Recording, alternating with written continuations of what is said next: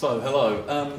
What I'm going to do this afternoon is do a little bit of a gallop through some blast theory projects with a particular focus on the social and political aspects of those works, looking at some of the different strategies that we've used to make works that are sometimes games and are often not strictly speaking games, but are playful in one way or another. It's kind of curious to us that sometimes all things that we make that are quite clearly not games nevertheless seem to win awards at games in game settings, and so even people who are on games juries aren't necessarily sure about their definition of games. As Scott said, Blast Theory is a group of 3 artists. I work with Nick Tandovanich and Giro Farr, and we're based in Brighton, and a lot of the work that we have done has been made in collaboration with the Mixed Reality Lab at the University of Nottingham. Professor Steve Benford and his team have been fantastic allies and collaborators with us over about a 15-year period. Obviously, one of the things that we're looking at today is this issue about how we might make games that are have social resonance. And as an artist, I'm interested in the complexity of games. I'm interested in games that may suggest problems rather than solutions. I don't see myself as an activist. I see the work that we make as trying to encapsulate rich, complex, challenging experiences, but may not necessarily have a clear outcome or a clear social impact. In fact, when we've worked with ethnographers, one of the biggest challenges we've had is about how to frame what the outputs are from a piece of our work, because sometimes in the earlier days, something would be latched onto as a moment of ambiguity where players weren't sure what to do next, and we would say, yes, exactly, that is what we are looking to do. And I just thought it was worth mentioning these 2 games. You know, we still live in a world where physics dominates games design, especially mainstream games design, but even a lot of indie games design to a huge degree. And despite some really exciting and interesting alternatives, and that top picture there is from 221B, which is a game made by Hide and Seek for Warner Brothers. It was a promotional game, but used a very interesting and complex artificial intelligence engine to allow conversations between you, the player, and characters within the game. And in the bottom there is LA Noire, which I would assume most of you in this room are well aware of, in terms of a game that looks to use your judgment of character as a way of progressing within the game, a kind of noble failure, I guess, in some ways. You know, my relation to games design is sufficiently tangential that the first game we made was in 1999, and Blast Theory had been making work for 8 years by that point, before we made this piece of work, Desert Rain, in collaboration with the University of Nottingham. And this was a massively ambitious work. It has 4 large physical installations that you move through, and the central one of which is a 17-meter long water tank by 8 meters wide with 6 cubicles in it, and each player gets 1 cubicle, and you look at a screen of falling water spray, and the virtual environment is video projected onto that screen of water spray. In that top left picture there, you can see the cubicles from the outside, a couple of the cubicles. On the right at the top you see a player, and the bottom right you see one of the kind of a rudimentary rendition of one of the key moments of that game, which is that you go into a desert landscape and you're exploring initially individually, and then later with your team of 5 other players to try and escape from this virtual desert.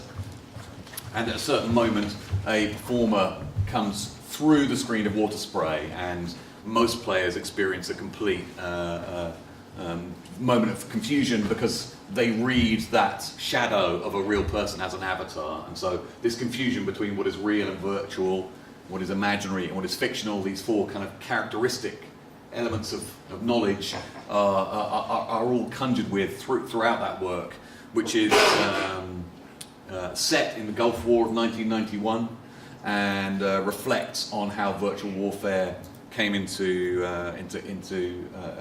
reached its sort of apogee at that moment, and the work culminates with if you are successful in the virtual desert landscape, you then get to meet 6 members of the public who were all involved in that Gulf War of 1991 as a journalist, a peace worker, a soldier, a tourist, and so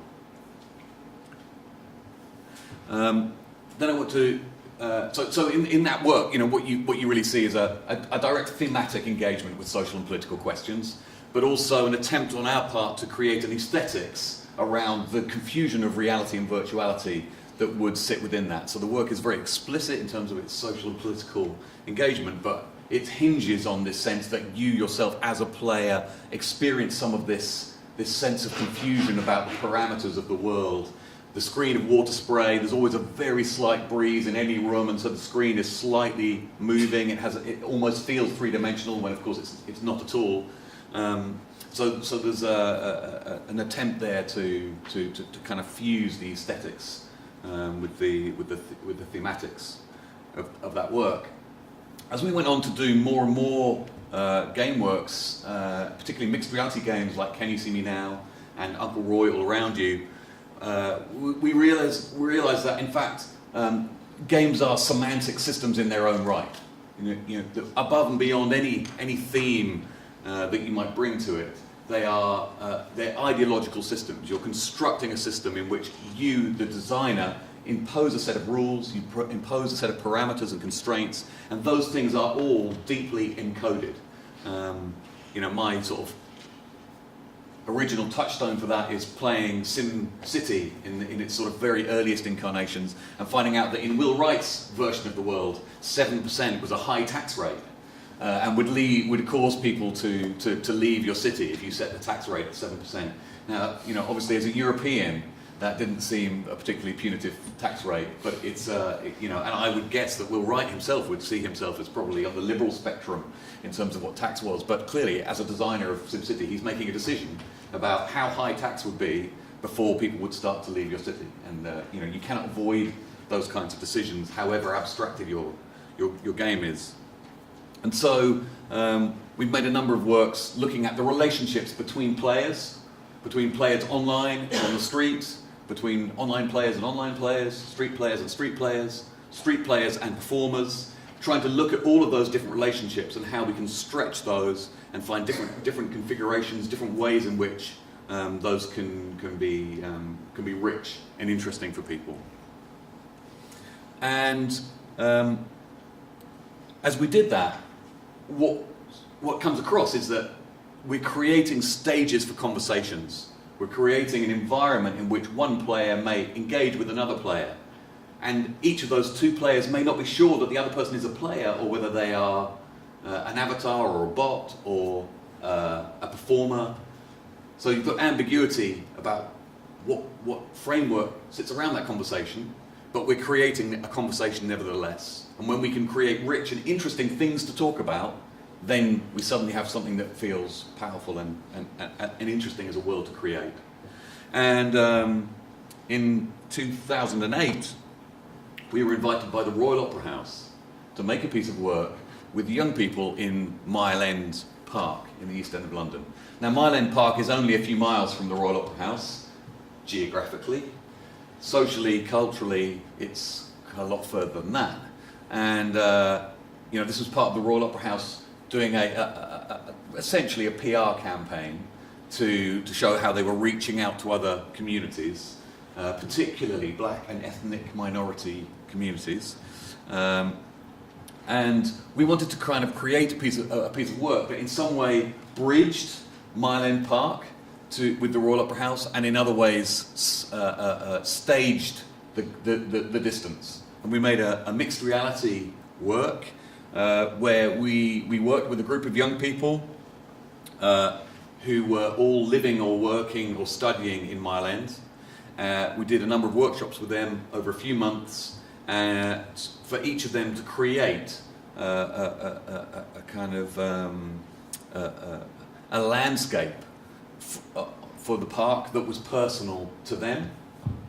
And each of them framed a question that at that point in their life was particularly important to them. So, for example, we worked with a with a young man called Hussein who lived in the East End of London and had won a place at Central St Martin's School of Art, a very prestigious London art school, and so was moving away from home. He wanted to leave home, even though that was only a few miles, when he went to St Martin's, and his parents were very upset and felt there was no need for him to leave home and that it was going to be too expensive.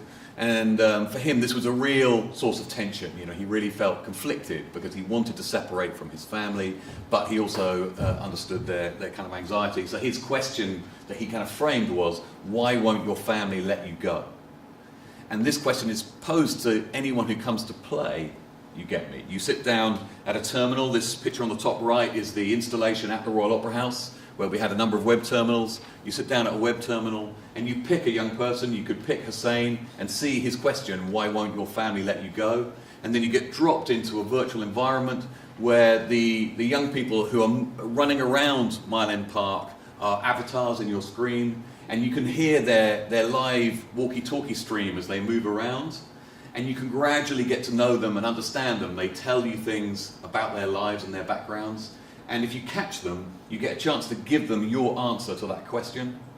And if Hussein would feel that your answer was sensible and interesting, he would then take you for a one-to-one chat. You would drop out of the kind of melee of all the players, and the two of you, for a while, would be separated off to have a one-to-one conversation about this particular issue, this particular question. So the entire structure of the work is essentially a dialogue where the young people pose a question, you present an answer, they pick up on your answer, and then they invite you into a detailed conversation. So it was an opportunity for us to try and think about structuring a game as a conversation, and to succeed in the game you had to build a meaningful dialogue with people. And so as you can, as I think will be self-evident, this is a work that is sort of partly a sort of United Colours of Benetton, bridging the divide work, where technology enables people in the highfalutin atmosphere of the Royal Opera House to talk to young people from the Badlands of East London, and is partly a staging of that impossibility and distance, and that all of the young people we work with, none of them had ever been to the Royal Opera House before, and none of them were that interested in going to the Royal Opera House in the future either. And similarly, the Royal Opera House, when we said none of them have ever been to the Royal Opera House, they said, oh, do tell them about our reduced price ticket scheme. They may be interested in that. And for an organisation with a turnover of several £100 million a year reaching out to other communities, we felt that was a slightly less than generous perspective on how they could have perhaps offered them free tickets to come and see a show at the Royal Opera House. Around this time, just after this, we were approached by Channel 4 Education. Channel 4 is a TV broadcaster in the UK, to make a piece of work using SMS. Channel 4 Education is designed to reach 14 to 19-year-olds, and their difficulty was that they were doing more and more work online, but 30% of that population at that time still did not have access to the web on any kind of regular footing, and the one technological platform that had reached more or less ubiquity was SMS. And so they approached us and said, can we do something on SMS that could reach that audience? And so, partly inspired by this work, You Get Me, we decided we would make a piece of work called Ivy Forever, which is an interactive SMS drama. You sign up to the game via SMS and email, and then on a certain day at 2 o'clock on a Sunday afternoon, Ivy starts to text you as if you are a friend of hers and tells you messages as she runs away from home. As the story starts, someone has posted a photo of a used condom on Facebook and tagged her name on it, and she is so ashamed and upset that she decides to leave home for a couple of days and go and stay with a friend called Ads, who lives in a nearby city. And you follow her story over these 7 days as at the age of 17, as her life just hinges in the way that it can do at that moment, where suddenly a whole little world of things open up and her sense of who she is really kind of shifts. And we were particularly interested in reaching an audience, a younger teen audience, to provide a space where they could talk about sex and drugs with someone who was older and more experienced, but still learning, still making mistakes. Over the course of the beginning of the story, Ivy's period is late, she's not sure if she's pregnant, she's going through all of those kinds of fears and concerns. And we built a conversation engine which enabled you to chat with Ivy. So this diagram here at the bottom, I don't know if you can see that very well. Not really. But essentially what it shows is that a kind of through line, which is a spine of story messages. There are 7 shown there. And then some of them would be what we would call a stub, which would be the opening for a possible conversation. So that message 3 there, it may be that would be the message where Ivy would text you at 11:30 at night saying, I don't know who else to tell, but I've just got to tell you my period's late. And if you responded to that, you could then begin a conversation with her about teen pregnancy, and she would interact with you. Then the story would pick up again the following morning, but you could pick this conversation up again later during the course of the week. And what we found was very deep levels of engagement. This other graph that I'm showing you there is the percentage of respondents to each of these messages in a particular conversation. So this is in fact the pregnancy conversation, and what you've got here is each bar represents a message and the percentage of people who have responded to that message. So you can see that about 80% respond to the first message, 90% to the second. It drops a bit on the third, but generally we've got a response rate of around 90% to each individual text message, which is astonishingly high for an experience like that, where you're sending a text and then you're waiting for that person to compose and send a text back to you for that conversation to progress. So statistically, we got a very interesting level of engagement, and qualitatively, we can look through the logs and see that you get these really fantastic conversations. I haven't really got time to go into this in much depth today, but one of the messages Ivy sends is, "Sorry, hon, what if I am pregnant though? What the fuck would I do?" And this is just two questions I just picked out. You know, get by, I suppose. You've got to do what you've got to do. You're going to have to choose if you want it or not. And you might later think whatever you chose was a mistake, but at the time it was what you wanted, and you're just going to have to remember that, whatever you decide. And Rob584 says, what the fuck does anybody do? You look at the options, face the facts, and deal with what you've got to deal with. There's a shitload of support out there. Your mum too? Is she someone who listens? Now, I would conjecture that if people thought that they were sending those messages to a bot that is just passing that message for a keyword and then chucking a response at it, you would not bother writing responses like that. And in fact, when we did follow-up surveys afterwards, 40% of the people who participated thought that there was a human on the other end, despite having done a terms and conditions sign-off at the beginning that makes it quite clear that it's not. So there's an interesting ethical question there, which is, okay, at what level is that appropriate to be dealing with teens around that? And that was a kind of really important question. But there's also something very fascinating, I think, that people who are, in general, these are people who are 13 and 14 and 15, in a completely private space, an anonymized space, being able to have conversations where they're exploring some of those issues. And around that, we built an entire support network. So if key issues did come up, one of the players, for example, threatened suicide in one of the messages, we had a whole set of responses that enabled us to contact that person, to put them in contact with support agencies, and so on. Jumping through now to 2012, we wanted to try and create a slightly different form of social engagement. I mean, Ivy Forever, it wears its issues very, very firmly on its sleeve. In that way, it links back to Desert Rain, where it's a work that self-consciously has social and political questions threaded through it. And for this work, I'd Hide You, we felt that we wanted something that where emergent gameplay was more of a possibility, where what we would do is create an environment and then really let people inhabit it and take it in the direction that they might want to take it. I'm going to just show you a little bit of video that we shot from this game, which hopefully will provide some kind of explanation for how it works. Pick a runner to follow. Watch their video, and if you spot another runner in the shot, click to take a snap. But this is more than just a game. This is a live transmission. You see what they see. You hear what they hear. Tell your runner where to go. Tweet their location, help them, or distract them. This is how it starts. So we've got 3 runners on the streets of the city with mobile video streaming kits, Just help me out. streaming live to the web. And we'll work together. And they're trying to film each other without being filmed themselves. Have you seen anybody dressed like me around here? No. No?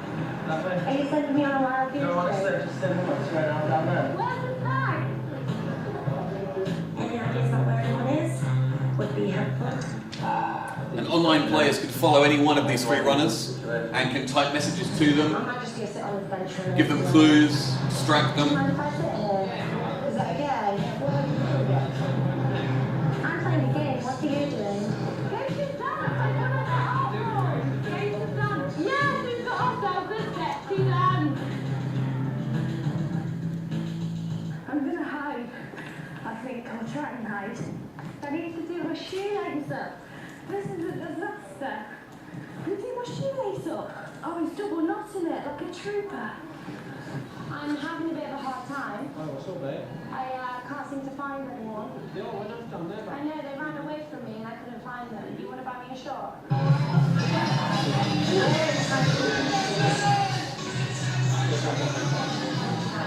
Oh, Jesus. I'm curious, sorry.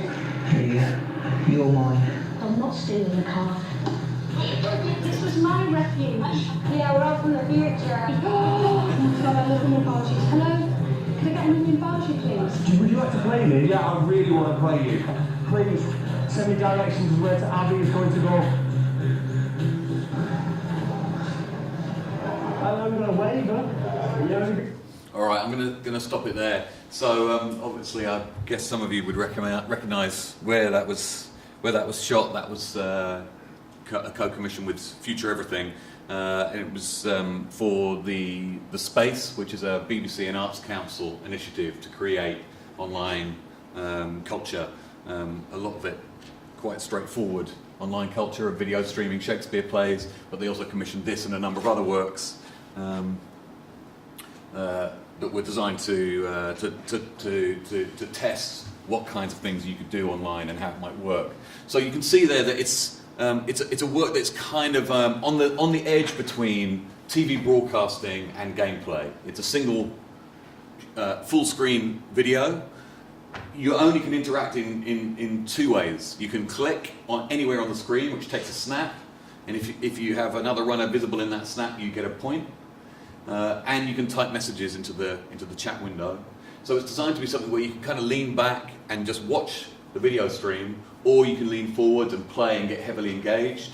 In the 9 hours that it was here in Manchester, 130,000 snaps were taken, so people were very heavily engaged. It's got that simple pleasure of a game mechanic, but actually what we're interested in is that live transmission kind of quality that we've mentioned there, which is that over the course of the game, it goes from dusk through to late at night. At the beginning of the game, you're seeing people get out of taxis in high heels, tottering into bars, and by the end of it, the runners are jumping over puddles of vomit as people are starting to stagger home and hit the kebab shops. The runners themselves, we then work with them quite a lot to give them particular subtasks and particular challenges to do. So where you see them hiding in cars, going into bargee shops, all of that sort of stuff, they're constantly snaking off from playing the game according to the rules and drawing it out, spinning it out into other directions, so that what we're creating is something where there's a kind of community that is engaged in a sort of live window into that city on that night in that area, as much as you are just doing a point and click game. And clearly there are kind of trade-offs when you do those kinds of things, but that to me is it's an interesting line on which to operate. And it's a game that is clearly designed for a Twitter, Facebook generation, and in the studies that we did afterwards, you can see people are playing the game for a few minutes, then they're going to Facebook and then posting it, and then a bunch of their friends are jumping on and playing it together. It has that immediate quality, but like so many of our works, it's also very much like a piece of live performance. It happens for 3 hours over the course of a night, and so it has a beginning, a middle, and an end, and has a kind of property. So the next work I want to talk about is the most explicitly political work that I'm going to talk about today. This was a commission for the Venice Biennale in 2009, and this work, Ulrika and Eamon Compliant, the reason I wanted to talk about it today is because it is, in some ways, it's not a game, and it's in some ways sort of as anti-interactive as you could possibly imagine. It's essentially leads people down a rat run that you have no choice over, but it promises a number of choices as if they are available to you, but does not really give them to you. The structure of the work is that you come to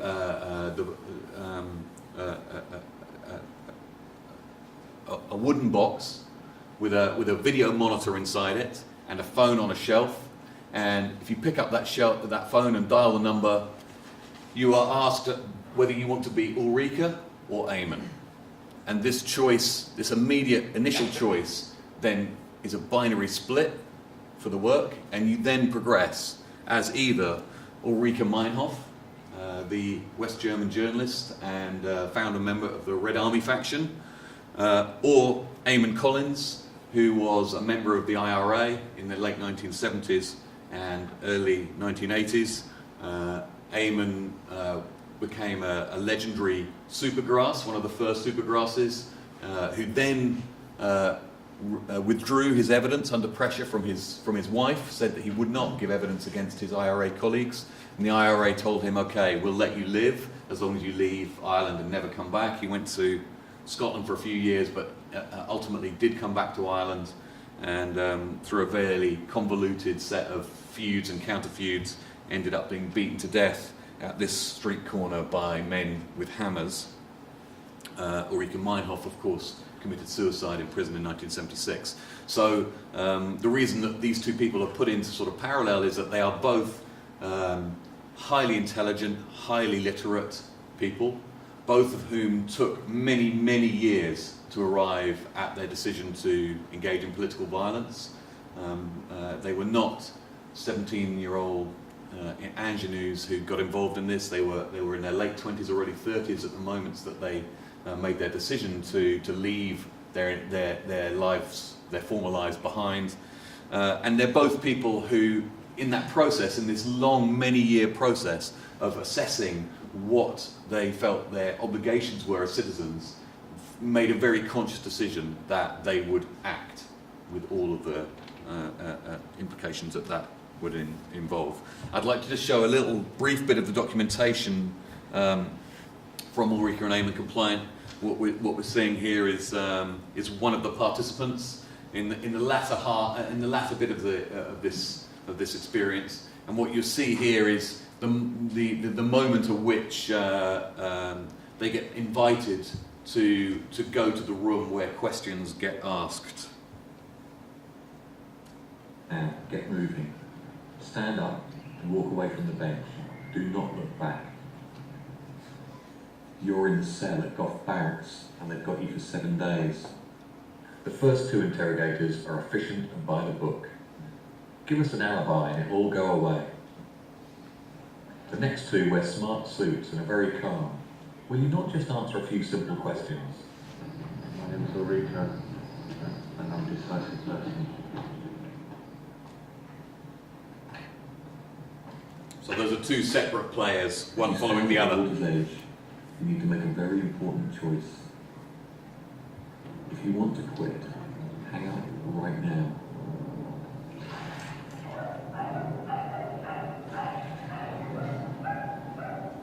Eamon, you've made your choice. The next man says, not enjoying the verbal abuse, Eamon? What'd you give me if it be you interrogating me in some barn in South Armagh, eh? Wouldn't be verbal abuse, you murdering cunt.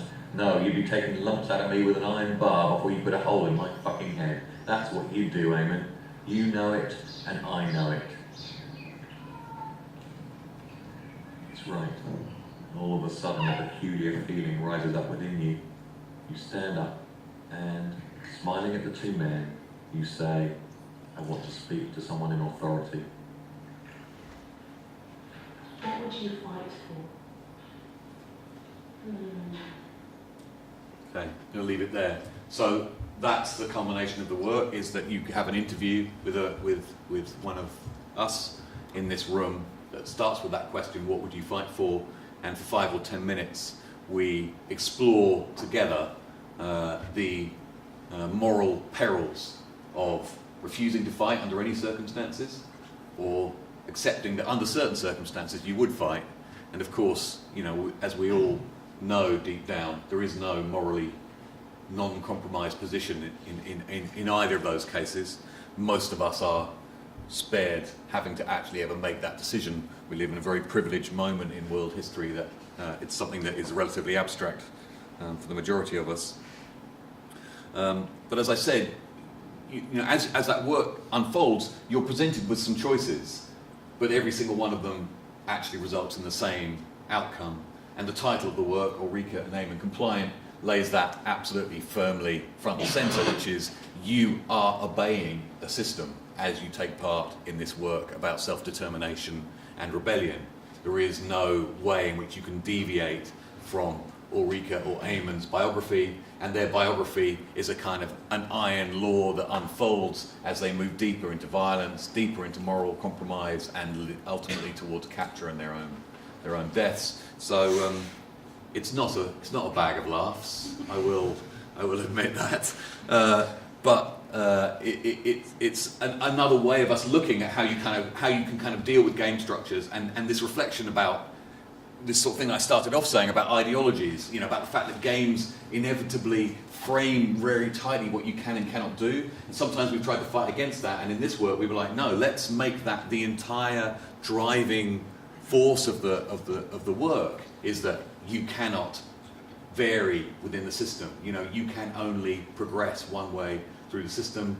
You know, and it's an interesting kind of source of discussion, I guess, as to what extent games can ever circumvent that. Even open world sandpit style games, you know, to what extent can they actually offer us meaningful choice? And this, to me, is really the kind of question that we come down to when we're thinking about games and social change. It's about agency.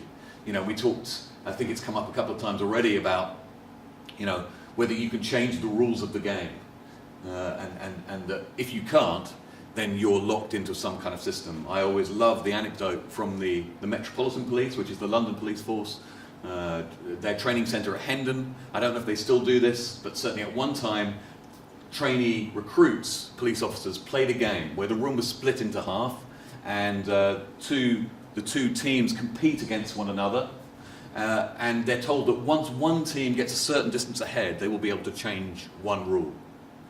And if a team gets an extra bit ahead, they will be able to change 2 rules, and so on.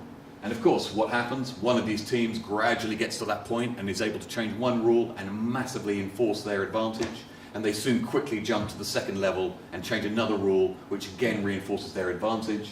And at a certain point, the whole game breaks down into chaos, with the people who are losing going, what the fuck is going on? This is ridiculous. And the instructor stops the exercise and says, now you know how the communities who you are going to spend most of your time policing feel about the world.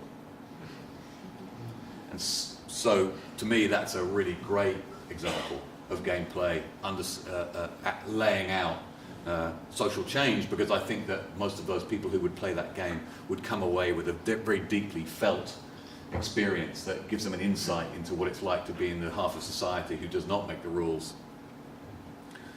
I'm just going to briefly mention this project, A Machine to See With. I'm sorry I'm throwing so many different games at you, but I kind of wanted to be able to just look at different treatments of social and political change and this question of agency. And this is a work that was commissioned for the Sundance Film Festival and 2 other festivals in North America as a piece of locative cinema. And this work is structurally very similar to Ulrika and Aim and Compliant. You have your phone, you walk through the city. In this instance, though, as you begin the experience, you're told you are on your way to rob a bank. And we are going to talk you through what you're going to do. And you spend the next 45 minutes going through a number of challenges. You go into a public toilet and take all of your money out of your pocket and you hide it somewhere on your body. You go to a deserted car park and get into a car and you wait there, and then another person gets in next to you and it becomes clear that you two are now the team. You then find the bank, you scope out the bank, and you walk towards the bank ready to rob it. It's a real bank. We don't warn that bank that this is what's going on. And so the entire work hinges on whether you are robbing a bank or whether you are robbing a bank. And this kind of porous frame around that work is entirely, is the dominant semantic element of that work. Your sense of uncertainty as to whether other people are in on this or not, whether there are actors involved, is this whole bank going to be fictional, am I actually going to be told to get a gun and go in here, and so on. And so that's another really interesting strategy, I think, is the sense that the game world itself is elastic, and your doubts and tension about where the game extends to is a key part of your thinking about what is this about the experience you're involved in. It's a way in which you're having to reflect on what, moment by moment, as all of us, all of you who design games will know, a successful game is about creating something where second by second the player has something meaningful and interesting to do and a choice that they can make that is relevant to them. And the best games do that absolutely brilliantly at a very, very microscopic level, as well as the levels at larger and larger levels as well. And in this work, one of that little tiny loop is about, should I be obedient or should I not be doing what I'm told? Am I doing what I'm told because I'm going along with this, or am I doing it, and do I know that I'm going along with this? Am I willingly submitting to this, or am I just obeying the voice on the other end of the phone? And those kind of questions gradually kind of accrete further and further, and then you're spat out of the work with a whole set of those kinds of sort of meta questions kind of buzzing around in your head. Scott asked me to finish just by talking briefly about the future, and the first thing to say is don't trust a word that I say, because I would be the worst person at predicting that. I am the person who thought that tablets were a terrible idea, so that gives you a flavour of my accuracy of kind of predictions. But I suppose what I could talk about is, in terms of blast theory, what we're looking at the moment and doing at the moment is, next week at our studio we're running an event called The Invisible Hand on profiling and personalisation, and we're working with Nina Reynolds from Southampton University and Kelly Page from Northwestern in Chicago, who are psychologists by training, on how to create a piece of work that profiles you and adapts to you using some of those psychological profiling techniques, and is reflecting on the rise of behavioural profiling as a cultural, commercial and political force. I think there's a whole new wave of mobile ingenuity to unlock. I guess you could have said this at any point in the last 10 years, that location and context and social aspects of location are all rich and all ready to be explored. But I believe that we've kind of reached a little plateau where the initial excitement about this seems to have kind of worn off. But I think there's just so much ground there that's yet to be explored. And it won't surprise you to say that video streaming is something that we're looking at really a lot and experimenting with a lot, playing around with a lot, about this idea of how you provide rich windows into another place in real time, and how you can create experiences around that. And that's partly a kind of financial thing. I think video streaming has got cheap enough. It's got to the point where people like us can get our hands on it and do things with it.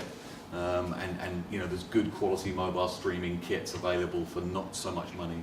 And so to me, that's really rich and exciting. So I'm going to stop there. Thanks very much.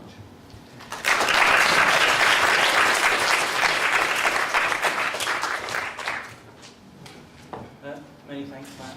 Fantastic to hear about your more recent work and trying to put it all into a bit of a context. Potential for pedagogical practice, but I can see some tension with, for example, in two areas. Really, one is how this would fit into syllabus and curriculum delivery. That's not really a question for you, but it's an opportunity, but then there's a resistance there as well. And the other tension is with safeguarding, because I love the idea of agency and sort of mobile learning, but taking some young students out, younger learners out, and trying to apply these sorts of games in an educational context might prove difficult. Yeah, if you're going to pretend that that's not already going on, then fine. Yeah, that's the challenge, I think, for teachers, is if you're going to work with 15-year-olds and 16-year-olds on the assumption that it would be dangerous for them to be wandering around with mobile devices, then yeah, but that is what people are doing. And so, all of the research that I've come across shows that by the ages of 12 and 13, people are starting to explore things online and starting to get the hang of the idea that you could pretend to be someone you're not online. You can click the box that says I'm 16, even though you're not 16, and it doesn't know. You can tell it you were born in 1928, and it accepts. So once you get into that, then once you accept that those things are going on, I'm not saying that this is sort of something that as a teacher you can kind of leap over, but as a kind of as an overarching question for pedagogy, it's like what you want to be doing is taking those tools and giving interesting and rich experiences for them.